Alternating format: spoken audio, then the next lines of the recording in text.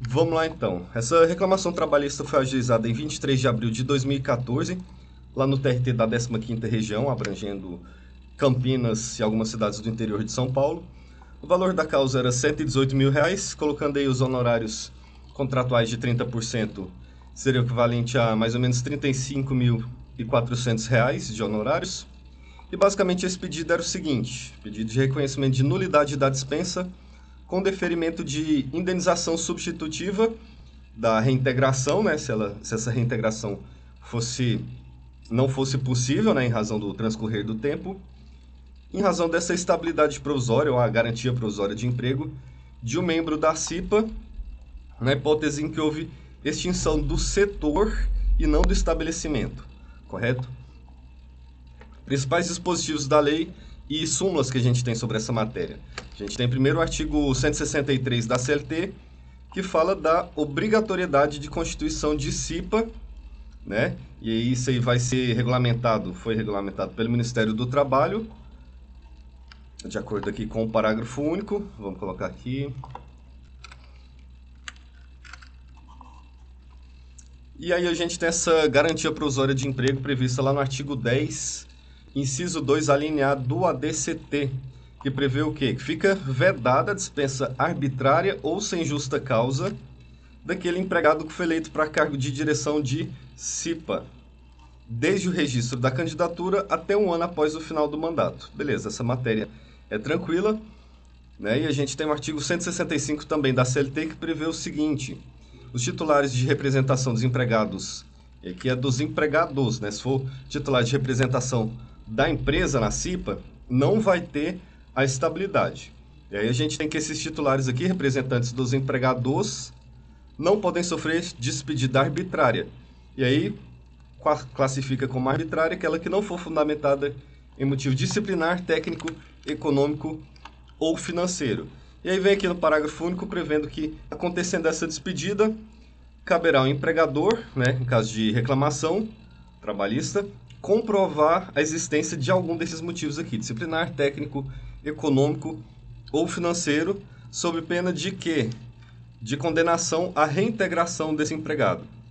Complementando isso, a gente tem a súmula 339 do TST, e aí lembrando que todos esses dispositivos que a gente está falando aqui, 163 da CLT, 10.2A do ADCT, 165 da CLT, eles podem ser usados para fundamentar o recurso de revista em relação a essa matéria, certo? E aí, voltando na súmula 339, que também pode ser usada, né? A estabilidade provisória do cipeiro não é uma vantagem pessoal. Não é porque a pessoa faz parte ali de um cargo de direção de CIPA que ela vai ter essa vantagem. Ela é voltada muito mais para a prevenção dos acidentes mesmo, né? Então, já adiantando aqui o sentido dessa súmula, é o seguinte: essa estabilidade só vai existir enquanto existir a atividade da empresa. Se a empresa for encerrada, por exemplo, o empregador decide encerrar as atividades, não vai permanecer esse direito à estabilidade do cipeiro. Por quê? Porque o intuito da lei aqui é gerar essa questão da segurança para os empregados. Beleza? Então, se a empresa acabar, não vai ser mantida essa estabilidade do cipeiro.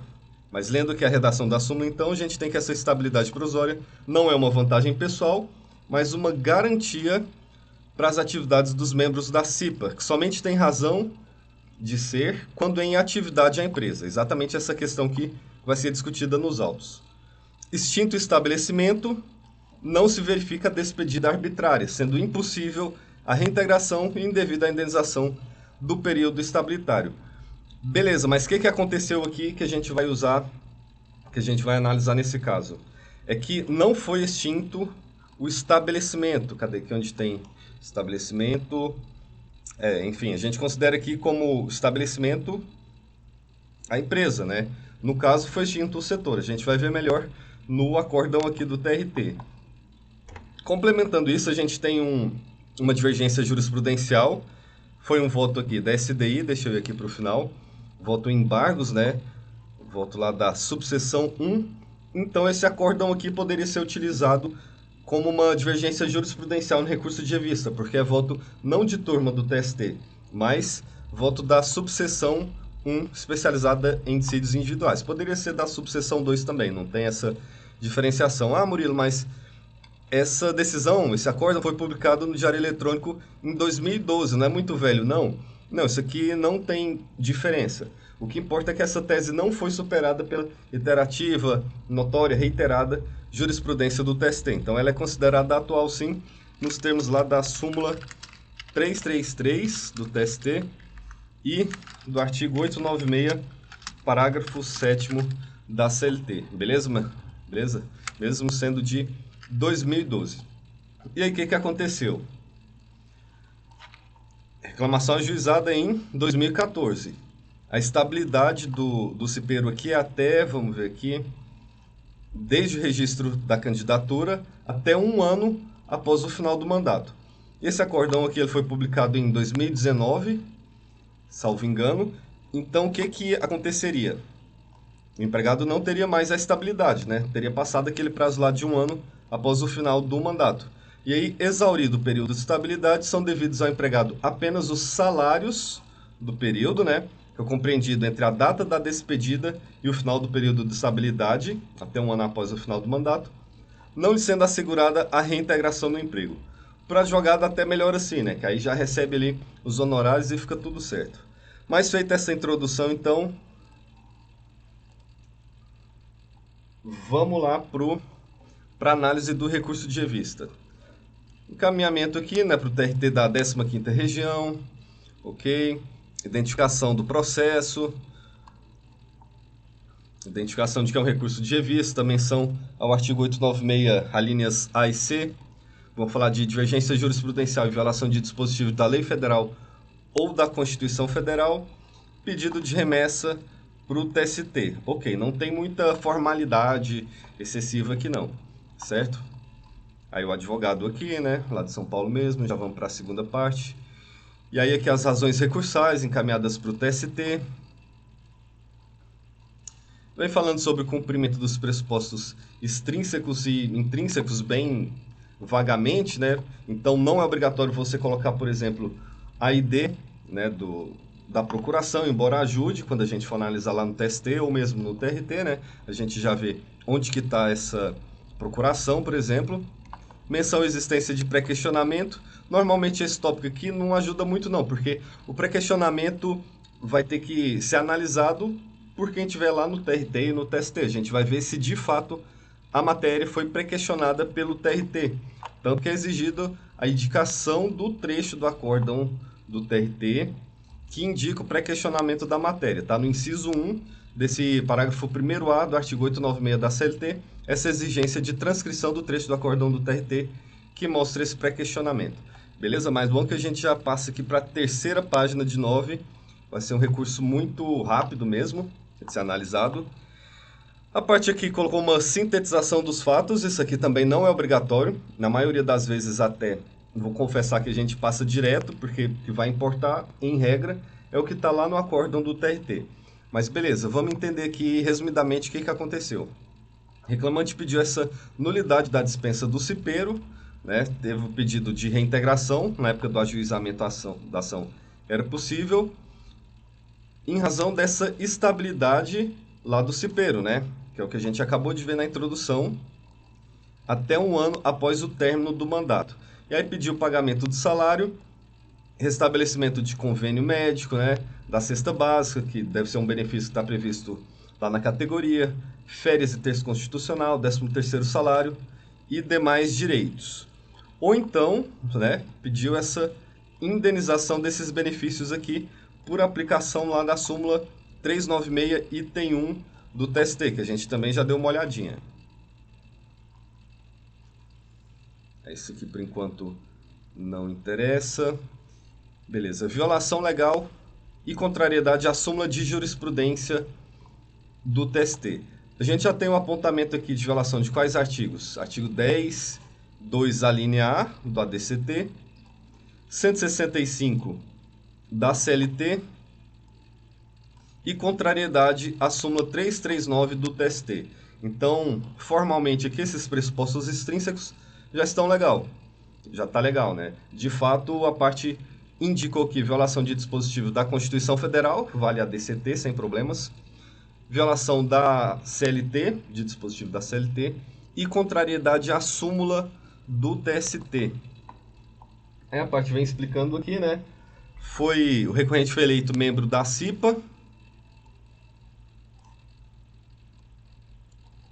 E aí existe a menção aqui à impossibilidade de dispensa arbitrária ou sem justa causa, né? Nos termos, tem mais ou menos um cotejo analítico aqui, né? Já vem fazendo essa relação do dispositivo da Constituição e da lei e essa impossibilidade de dispensa arbitrária, dizendo também que ficou devidamente evidenciado nos autos que em momento algum houve o fechamento, olha aqui o argumento, em momento algum houve fechamento da empresa ou do estabelecimento, e sim apenas o setor, a unidade em que trabalhava o recorrente. Não era o caso, mas o que aconteceu aqui? Vamos dar um exemplo. Se fosse uma fábrica de roupas, a fábrica teria um setor ali de produção de calças e um setor de produção de camisas. E aí vamos supor que o setor de calças foi extinto e o de camisas continuou. E aí eram em locais diferentes, assim, por exemplo, estava na mesma rua, um numa esquina, uma parte da fábrica numa esquina, e outra parte da fábrica, da loja, enfim, na outra esquina. E aí essa empresa extinguiu um desses setores e dispensou esse cipeiro aqui, porque falou, bom, eu extingui o setor, a unidade, né, porque estava em locais diferentes, então não existe mais estabilidade para esse cipeiro. Só que não é bem assim, a gente vai entender melhor quando a gente for ler o acórdão transcrito aqui. Beleza, tal entendimento pode ser extraído do próprio acórdão, que deixa claro que a constituição da CIPA na recorrida se deu de forma única para todo o estabelecimento. E aí falou, as unidades A e B, que é exatamente esse contexto que a gente falou, né? Tinha um setor de produção de calças e outro de camisas, e um deles foi extinto, mas ainda assim existe a estabilidade para o cipeiro, porque esse cipeiro, ele tem razão, a estabilidade dele tem razão, por causa do estabelecimento e não da unidade em si. Vamos ver onde que tem aqui. Ó, é por causa desse dispositivo de lei, principalmente aqui, o artigo 163 da CLT, porque fala que a CIPA ela deve ser constituída no estabelecimento, certo? Então, se o empregado foi eleito, constituído aí, se ele é um cipeiro do estabelecimento, ele vai ter essa estabilidade, certo? Ainda que o setor dele seja extinto. Já estamos adiantando, então, o entendimento do TST. E aí, beleza. A parte veio atender a necessidade de transcrição do trecho do acórdão do TRT que demonstra o pré-questionamento com base nesses trechos aqui. Só que já vou adiantar também que, nesse caso, a relatora foi vencida.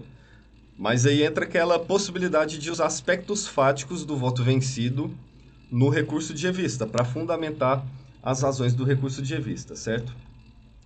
A gente vai ver no final que a parte transcreveu também o voto vencedor, mas vamos considerar alguns aspectos fáticos aqui do voto vencido.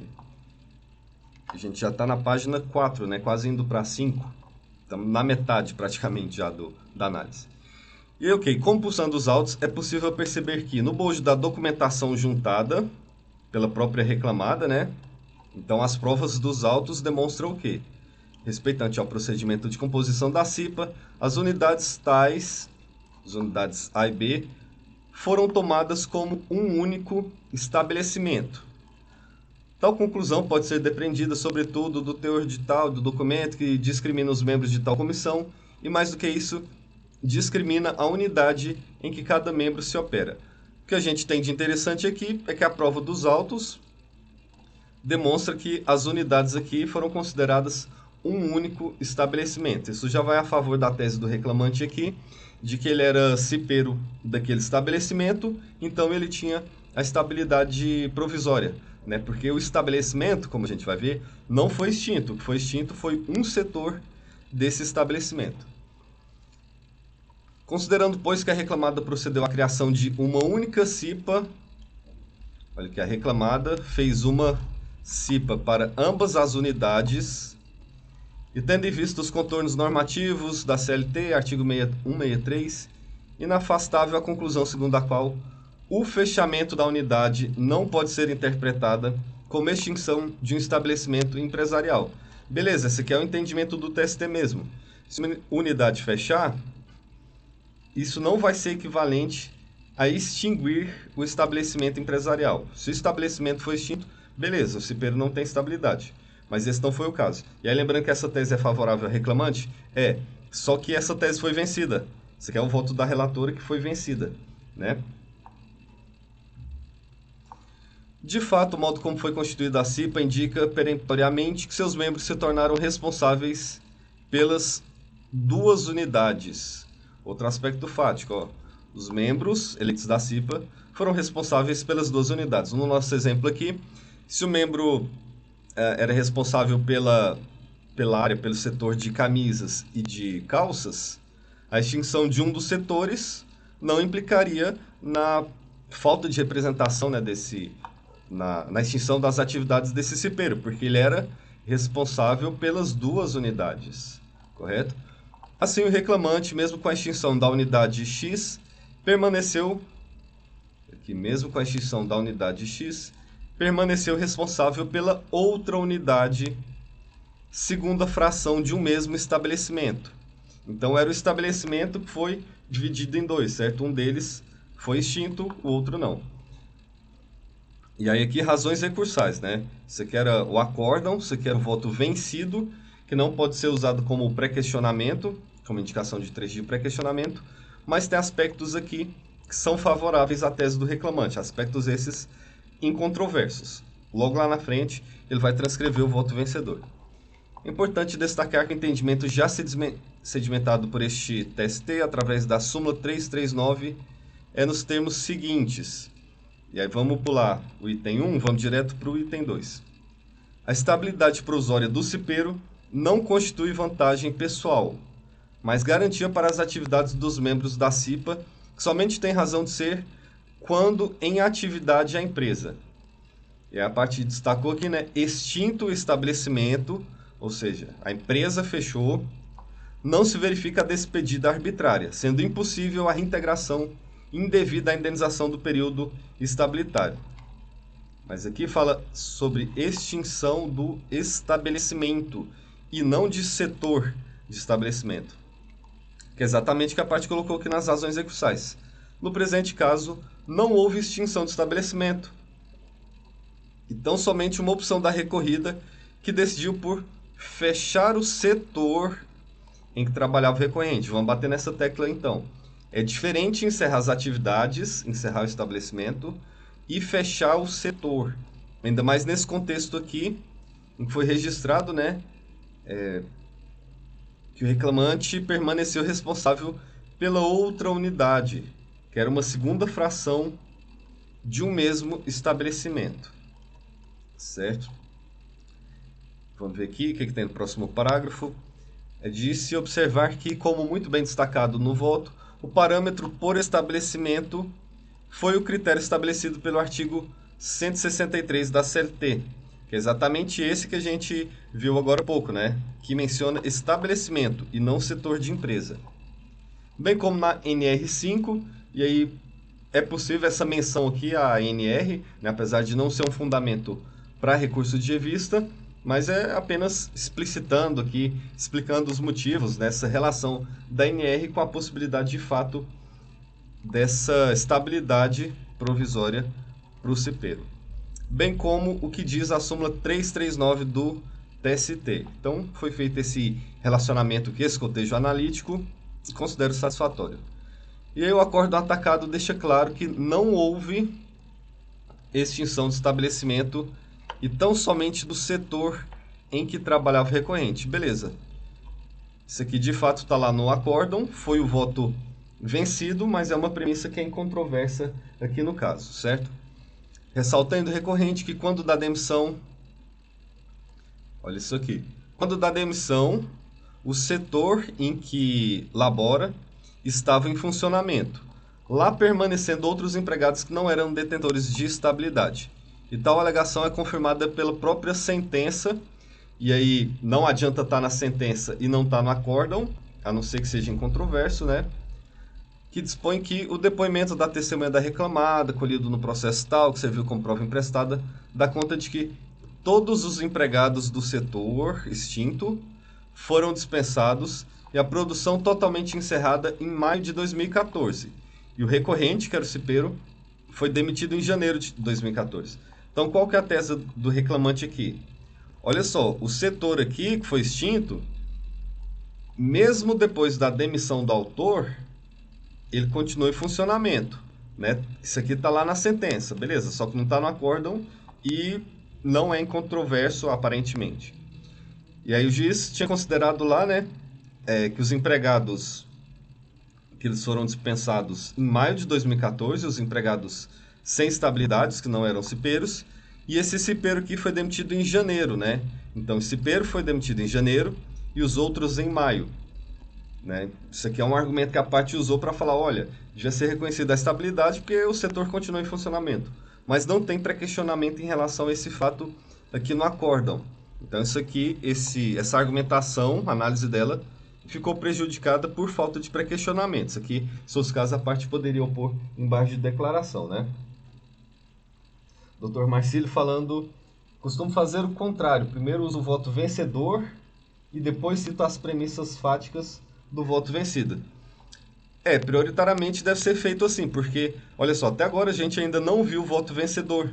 A gente só viu as premissas do voto vencido. Isso aqui, quando eu estava analisando o recurso, primeiro eu pensei assim, olha, a parte colocou o voto vencido, porque estava tudo favorável, olha só. Toda essa tese aqui do voto da relatora estava favorável. Aí eu pensei, pô, mas por que o cara está recorrendo aqui? Só lá no final, só daqui a pouco, que ele foi colocar o voto vencedor, que é a tese do voto vencedor que tem que ser enfrentada, atacada no recurso de revista. Beleza, menção de novo aqui ao 10.2A do ADCT, 165 da CLT e súmula 339 do TST. Beleza. Aí aqui que está o trecho do pré-questionamento. Já estamos na página 6, né? Entendeu ainda o egrégio regional por maioria, vencida a relatora, que, segundo a douta maioria, a única testemunha ouvida declarou que o setor em que o reclamante trabalhava foi desativo. Era desativado, provavelmente, né? E aí aqui onde está essa parte preta que eu negritei, né? Que eu escondi, na verdade, estava o nome do setor. Isso aqui não interessa pra gente, tampei para não identificar alguns dados específicos. Mas, enfim, o setor em que o reclamante trabalhava foi desativado, que os setores eram especializados porque eram diferentes os processos de fabricação em um e outro, por isso que eu dei aquele exemplo lá da fabricação de calças e de camisas, né? Que os empregados de um setor não podiam trabalhar em outro, que os suplentes dos cipeiros do setor A, que foram dispensados, não assumiram seu lugar na CIPA, porque ela foi reduzida proporcionalmente ao número de empregados que restou no setor não desativado, conforme a ANR. Então, olha só, o setor foi desativado e a empregadora fez o quê? Reduziu proporcionalmente o número de empregados lá da CIPA, né? Isso comprova que a dispensa do reclamante ocorreu por motivo de ordem econômica, exatamente como previsto lá no ADCT, no artigo 165 da CLT. Só que o que importa para a gente é essa premissa que o setor em que o reclamante trabalhava foi desativado. Isso aqui não está de acordo com a Constituição Federal, certo? E aí as razões recursais aqui, né, continuando, o que fica assim evidenciado é que o segmento de mercado já não era tão interessante para a recorrida e assim optaram por extinguir o setor. Beleza, ainda está discutindo aqui sobre essa extinção do setor, o que não impediria a estabilidade provisória lá do cipeiro. E aí, para que se possa admitir uma das hipóteses do artigo 165 da CLT, ou seja, que a dispensa se deu por razões econômicas, é imperioso a prova robusta e cabal da situação econômica da recorrida. Provas estas que eram ônus que competia à recorrida e não veio aos autos. De fato, pelo contexto que tem aqui, nesse trecho que demonstra o pré-questionamento, esse parágrafo aqui, não existiu de fato motivo econômico para a dispensa do trabalhador. Essa extinção do setor aqui não se enquadra como um motivo econômico, beleza? E aí a parte veio aqui, transcreveu de novo o voto da relatora, né? Vamos ver aqui, isso deve ao fato de a suposta dificuldade econômica. Olha só, a suposta dificuldade econômica não foi demonstrada a contento nos presentes autos, beleza? E aí era ônus da prova da empregadora, né? Notem que lá no voto vencedor não teve essa discussão sobre essa questão da comprovação ou não do ônus da prova. Então meio que ficou em controvérsia e por isso que esse voto vencido poderia ter sido utilizado aqui. Com efeito, assiste razão ao reclamante quando no seio de suas razões recursais afirma. Vamos ver se tem algo de interessante aqui.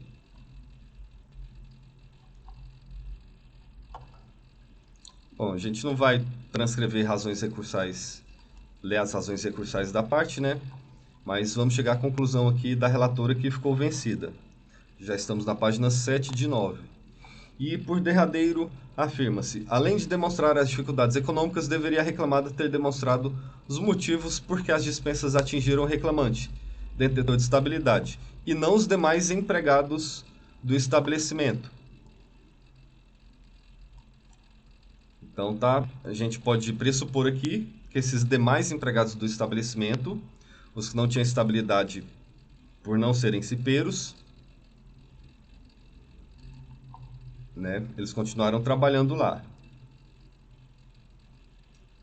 E aí a parte diz que não é hipótese de incidência da súmula 126, realmente não tem nada a ver com discussão de fatos e provas, e sim uma questão, uma discussão jurídica. Continuando com as razões recursais. Mas é evidente que houve a continuidade da atividade empresarial da recorrida e que o encerramento das atividades só se deu no setor em que trabalhava o recorrente, não havendo, portanto, extinção do estabelecimento. Beleza, perfeito aqui. Aponta de novo violação lá dos artigos 10.2a da ADCT e 165 da CLT e também de contrariedade à súmula 339, item 2, né, especificou inclusive o item 2 do TST, dessa súmula 339 do TST, que faz menção aqui à hipótese em que não vai haver estabilidade do cipeiro quando o estabelecimento e não o setor for extinto. Você faz outros cursos aí, a pegada não é a mesma. O que me chamou a atenção no seu trabalho é a sua experiência, é o modo como que você vê, né? A primeira coisa que a gente olha é isso aqui, aí vem para cá, vem para cá. E à medida do possível que eu sou atendido, é lógico para mim, né? Não tem como não dizer que não está valendo a pena, não está compensando. E a parte vem dizendo que, olha só, este vem sendo o entendimento das turmas do TST e acórdão de turma do TST não vale como divergência jurisprudencial em recurso de revista. E aí a parte até errou, né? Porque esse primeiro aqui não é de turma, é da subseção 1, especializada em dissídios individuais. É exatamente o mesmo acórdão que eu tinha encontrado aqui na pesquisa de jurisprudência, que eu já tinha mostrado antes, é esse 718.00. 718.00. Depois que eu fui ver no recurso que tinha esse acórdão aqui. Mas teve um erro. Apesar de valer como divergência jurisprudencial, por ser oriundo da SDI1, do TST, aqui só fala a data de publicação, né, 2012, ok? Não tem problema ser um processo mais antigo assim. Mas não fala onde que foi publicado. Teria que falar que foi no Diário Eletrônico da Justiça do Trabalho, por exemplo. Não precisaria dessa data de julgamento, porque o que interessa para a gente é a data de publicação e o local onde foi publicado. Diário da Justiça do Trabalho, Diário Oficial, enfim. E aí um outro acórdão lá do ministro José Roberto Freire Pimenta, gabinete no qual eu trabalho, não serviria como divergência jurisprudencial por ser recurso de revista. E aí que o mesmo erro. Tem data de julgamento que não precisa, não é proibido, mas não precisa. E tem a data de publicação, mas não tem onde que foi publicado. Lembrando, ressaltando que de qualquer maneira, acórdão IRR não poderia servir como base de divergência jurisprudencial. Mais um acórdão aqui de recurso de revista.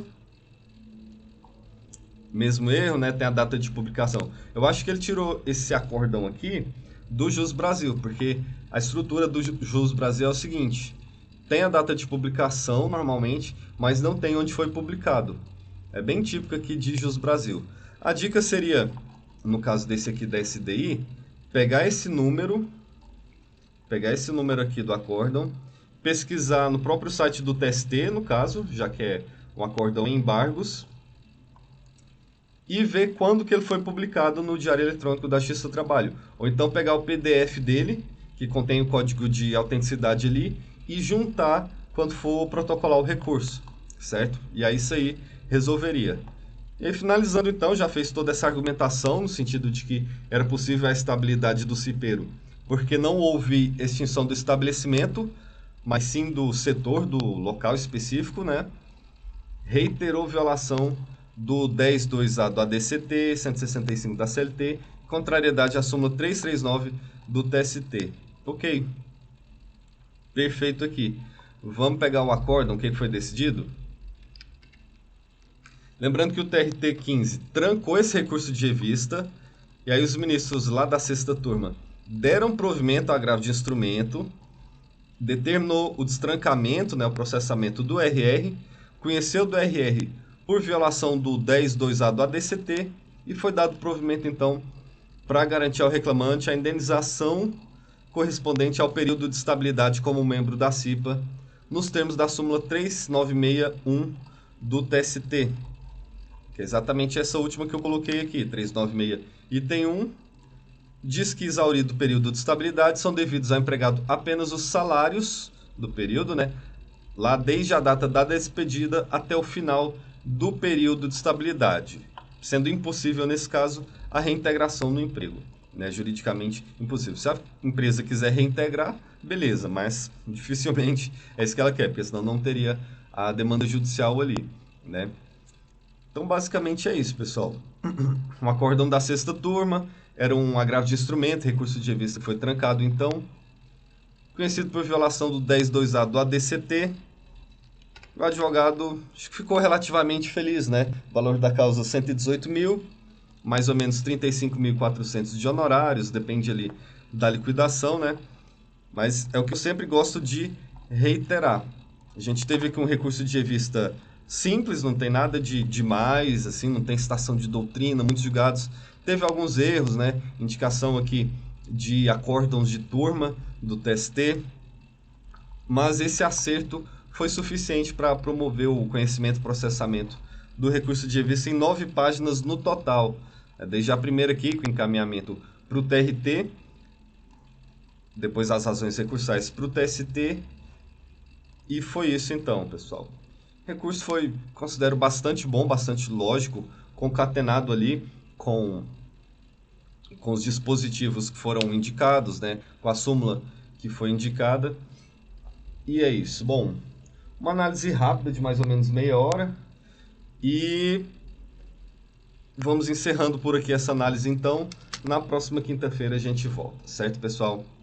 Um abraço e até mais, então.